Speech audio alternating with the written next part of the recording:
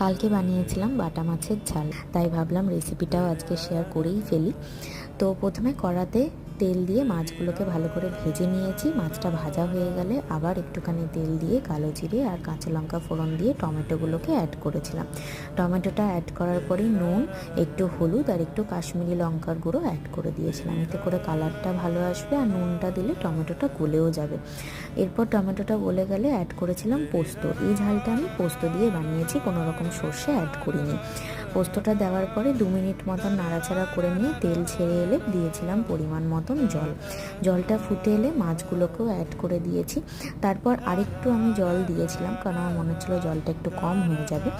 যাই হোক, তারপরে জলটা আবার ফুটে এলে আমি ধনেপাতা দিয়ে নামিয়ে নিয়েছিলাম। এই রেসিপিটা কিন্তু যতটাই সাধারণ ঠিক ততটাই অসাধারণ খেতে লাগে। তোমরাও এটা একবার ট্রাই করো আর আমাকে জানিও ভিডিওটা কেমন লাগলো।